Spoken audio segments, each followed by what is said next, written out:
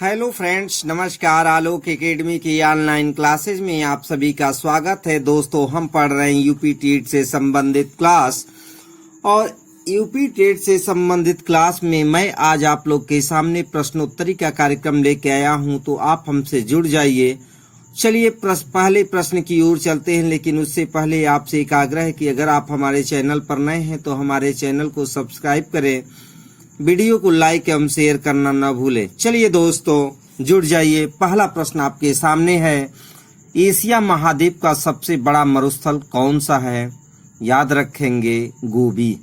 यह खाने वाली गोभी नहीं है दोस्तों, यह गोबी है। यह मरुस्थल है, यह ठंडा मरुस्थल है, और चीन और मंगोलिया की सीमा पर यह गोबी मरुस्थल है। इसे आप याद कर लेंगे, इसे आप अपने मस्तिष्क में डाउनलोड कर लेंगे। चलिए, दूसरा प्रश्न आपके सामने है, भारत का क्षेत्रफल की दृष्टि से सबसे बड़ा राज्य। यूपी टेट में बहुत भारी क्वेश्चन तो नहीं आता है, लेकिन हल्का भी नहीं आता है, तो इसलिए मैं हर प्रकार के प्रश्न को अपने प्रश्नोत्तरी कार्यक्रम में रखा हूं। भारत का क्षेत्रफल की दृष्टि से सबसे बड़ा राज्य वह है राजस्थान। कौन सा राज्य है दोस्तों? राजस्थान। अगला प्रश्न है, भारत की जनसंख्या की दृष्टि से सबसे बड़ा राज्य। यहाँ पर क्षेत्रफल की दृष्टि से सबसे बड़ा राज्य राजस्थान था, यहाँ जनसंख्या की दृष्टि से सबसे बड़ा राज्य उत्तर प्रदेश है। आप याद रखेंगे। भारत का क्षेत्रफल की दृष्टि से सबसे छोटा राज्य अब तक क्षेत्रफल की और जनसंख्या की दृष्टि से था, अब क्षेत्रफल की दृष्टि से सबसे छोटा राज्य तो वो हो गया गोवा। क्षेत्रफल की दृष्टि से सबसे बड़ा राज्य राजस्थान, क्षेत्रफल की दृष्टि से सबसे छोटा राज्य गोवा। भारत का जनसंख्या की दृष्टि से सबसे छोटा राज्य यह है दोस्तों सिक्किम। और भारत की जनसंख्या की दृष्टि से सबसे बड़ा राज्य वह है उत्तर प्रदेश। चलिए दोस्तों, अगला प्रश्न आपके सामने है, भारत का सबसे लंबी नदी का पूछ रहा है। भारत की सबसे लंबी नदी कौन सी नदी है? गंगा।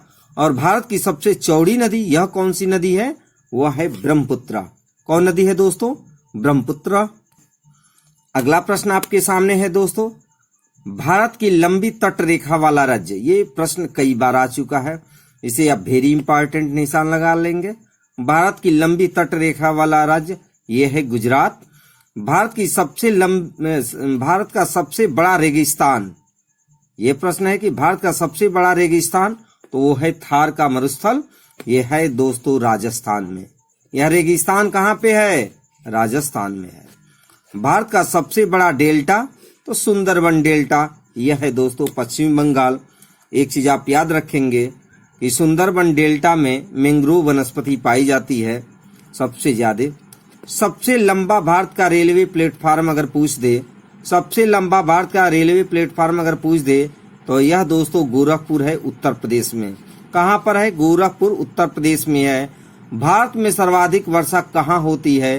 तो वो होती है दोस्तों मासिनराम मेघालय में। क्लियर हो गया? इस प्रकार से हमारा ये प्रश्न कंप्लीट होता है। चलिए अगले प्रश्न की ओर। दोस्तों, अगला प्रश्न है कि कुनैन प्राप्त होता है, कहाँ से प्राप्त होता है? आंसर आपके सामने है, सिनकोना की छाल से। यह प्रश्न भी इन्वायरमेंट में देखने को मिलता है कि कुनैन कहाँ से प्राप्त होता है, तो सिनकोना की छाल से। भारतीय अर्थव्यवस्था का मुख्य आधार क्या है?